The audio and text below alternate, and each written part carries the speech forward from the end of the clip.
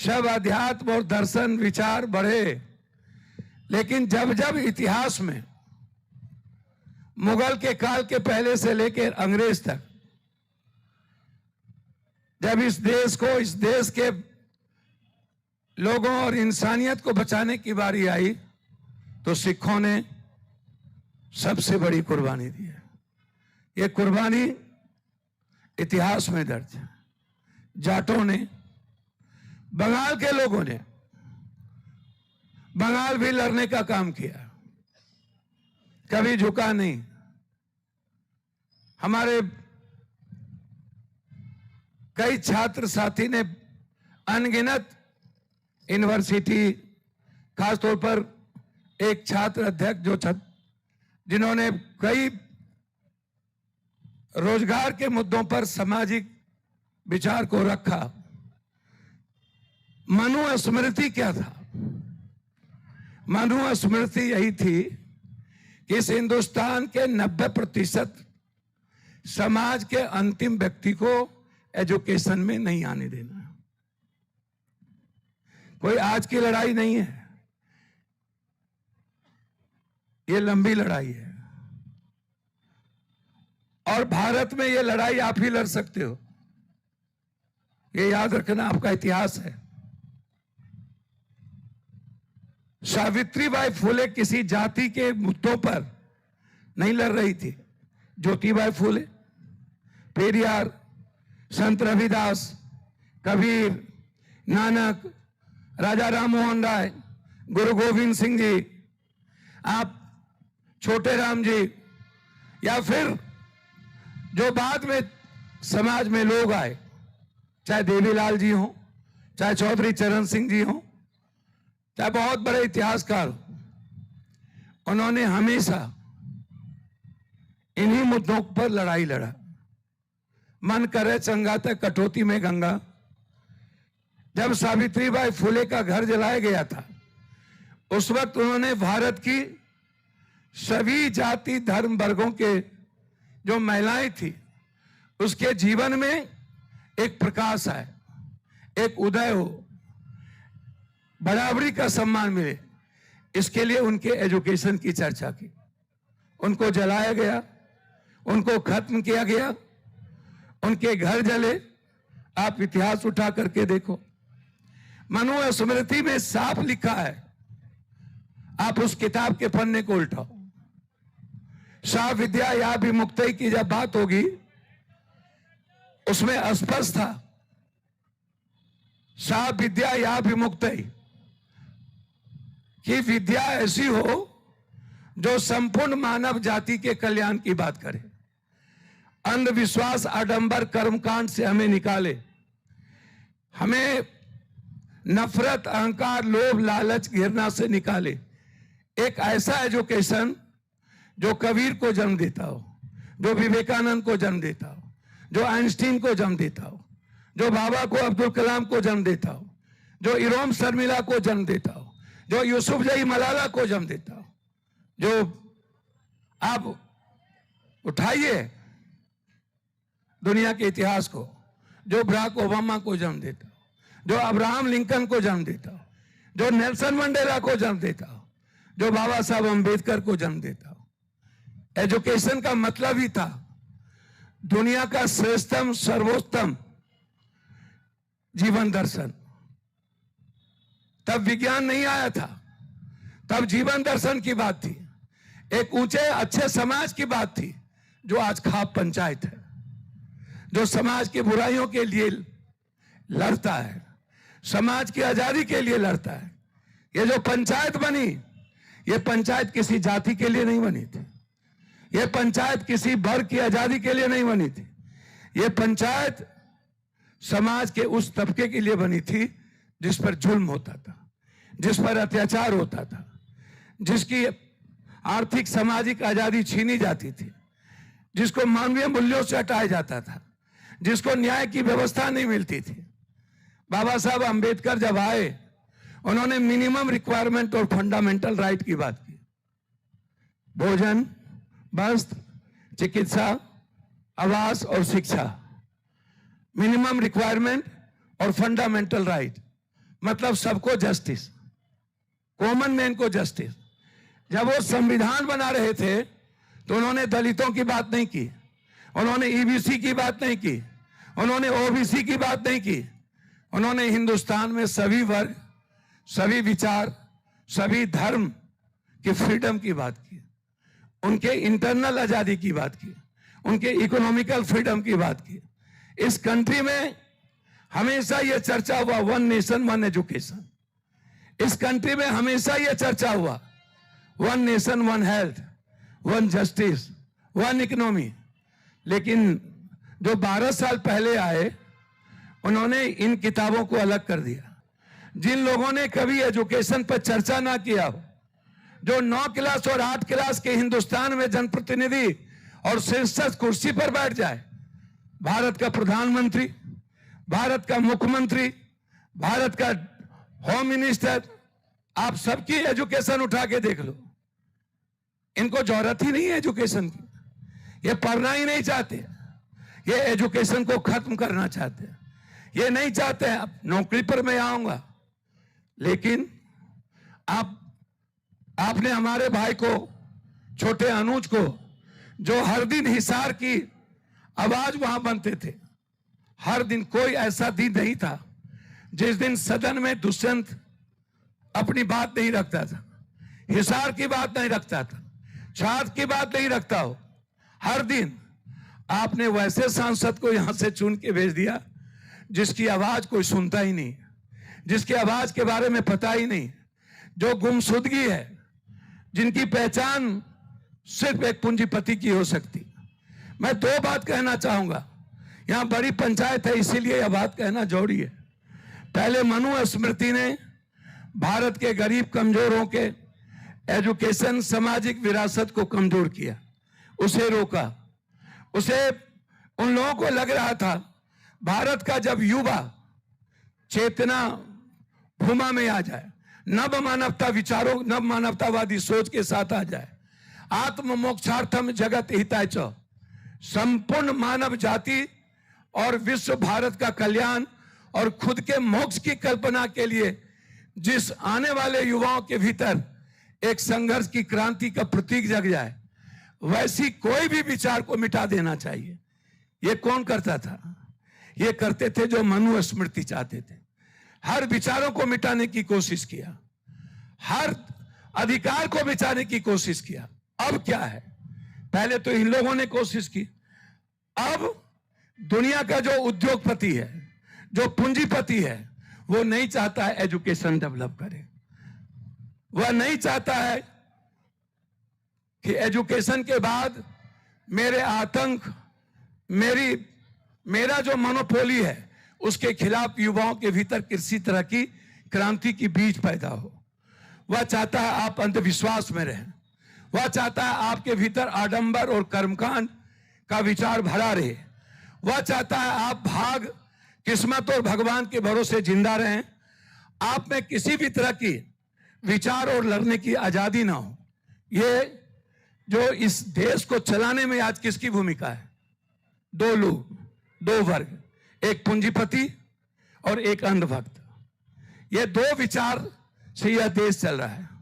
इस देश में अब कुछ भी नहीं है, कुछ भी नहीं। आप उठा के देख लो भैया, मैं 8 बार सांसद हूं, 7 बार सांसद, 1 बार एमएलए, 1 ही बार पार्टी से बना, 7 बार इंडिपेंडेंट बने। और मेरी कोई जाति नहीं है, मेरे यहां हम लोग तो एक संस्कृति के हैं। मैं तो कृष्ण का वंशज मानता हूं। हम लोग एक ही परिवार से, हम लोग का रहन सहन, हम लोग का खान पान, हम लोग का संघर्ष करने का तरीका। चौधरी चरण सिंह बिहार से इतिहास लिखना शुरू किए, चौधरी देवीलाल जी बिहार से इतिहास लिखे। चौधरी देवीलाल जी ने अजगर की बात कही थी। उन्होंने कहा था कि भारत एक ऐसी ताकत है जिसे अलग अलग किया गया है। ये कौन किया अलग अलग? जाति को किसने बांटा? धर्म का आवरण किसने लाया? ये धर्म लाने का मतलब क्या था? हमें जीने दो, हमें बढ़ने दो। धर्म होता क्या है? अध्यात्म होता है, मैं शाश्वत हूं, मैं जीना चाहता हूं, लेकिन ये सारी दकियानुसी पे विचार समाज के आने वाले बच्चों और पीढ़ियों को लड़ने की हिम्मत ना जगे, मरने का जज्बा पैदा ना हो, इसके लिए सारे विचार लाए गए। और ये विचार आज से नहीं है, इसके खिलाफ पेरियार लड़े, उससे पहले हमारे गुरु नानक गुरुदेव जी लड़े, उसके संत रविदास लड़े, एक नहीं लड़े, और अब हम लड़ रहे हैं। इसीलिए मैं आपसे एक आग्रह कहना चाहूंगा, यदि आप लड़ाई लड़ना चाहते हो ना, तो ये छोटी छोटी बातें जो हमारे अनुज ने 5-6 लोगों को उठा के दिखाया, और एक छोटी सी मासूम बच्ची के पैर पर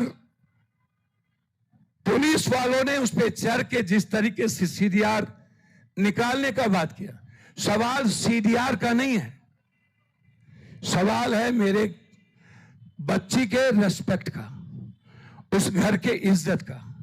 सवाल सीडीआर निकालने का नहीं है, उस बच्ची के रेस्पेक्ट के लिए हमारे बच्चों ने आज उसको महसूस किया।